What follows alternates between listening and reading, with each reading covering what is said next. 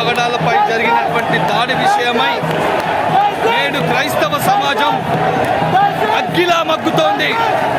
ఇది క్రైస్తవుల గర్జన ఎలా ఉన్నదో ఈనాడు చూపిస్తా ఉన్న సందర్భం కనిపిస్తుంది. క్రైస్తవులారా, ఇప్పుడైనా క్రైస్తవులను ముట్టుకుంటే ఏం జరుగుతుందో మనం చూపించాల్సిన అవసరం ఉన్నది. క్రైస్తవులు పిరికి వాళ్ళు కాదు, తలుచుకుంటే ప్రభుత్వాలను తారుమారు చేయగల శక్తి ఉన్న వాళ్ళని గ్రహించాల్సిన అవసరం ఉన్నది. ఈనాడు క్రైస్తవ సమాజం పట్ల వివక్షతో కూడినటువంటి ఈ మతోన్మాదులు ప్రవీణ్ ప్రగడాల గారిని అతి ఘోరంగా చంపి దాన్ని యాక్సిడెంట్గా చిత్రీకరిస్తున్న పరిస్థితి 2 రాష్ట్రాల్లో కనిపిస్తుంది. మరి ఇప్పటి వరకు సరైన న్యాయం జరగలేదు. ప్రభుత్వాలు ఇప్పటి వరకు క్రైస్తవ పక్షంలో ఒక రక్షణ చట్టాన్ని ఇచ్చిన సందర్భం లేదు. ఇప్పటి వరకు క్రైస్తవులకంటూ మేము ప్రత్యేకంగా ఉంటాము, రక్షణ కల్పిస్తామని చెప్పిన సందర్భాలు కూడా లేవు.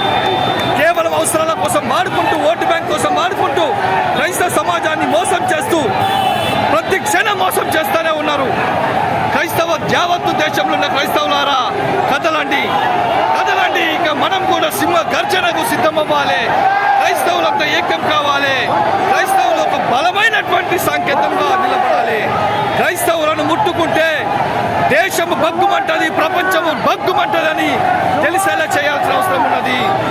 ఈనాడు క్రైస్తవ సమాజము శాంతిపరమైనటువంటి మార్గంలో నడుస్తూ దేశాన్ని శాంతియుతంగా నడిపిస్తున్నప్పుడు అన్యాయంగా, అక్రమంగా, అతి దారుణంగా అమాయకుడైనటువంటి ప్రవీణ్ పగడాల గారిని కొట్టి చంపి యాక్సిడెంట్గా చిత్రీకరించినటువంటి పరిస్థితి ఆంధ్రప్రదేశ్లో నెలకొన్నది. ఈ మతోన్మాదులను కాళ్ళ కింద తొక్కి పట్టాల్సిన అవసరం ఉన్నది. ఎందుకంటే వాళ్ళ వల్ల దేశానికి ఎలాంటి ఉపయోగం లేదు. మతపరమైన గొడవలు పెట్టి దేశాన్ని చిన్నభిన్నం చేస్తూ మనుషుల మధ్య విభేదాలు తీసుకొస్తున్నటువంటి దుర్మార్గమైనటువంటి వ్యవస్థ కలిగిన పరిస్థితులు కనిపిస్తున్నాయి. కనుక క్రైస్తవులారా ఏకమై ముందుకు నడవాలి. ఖచ్చితంగా క్రైస్తవ సింహ గర్జనకు సిద్ధం కాండి.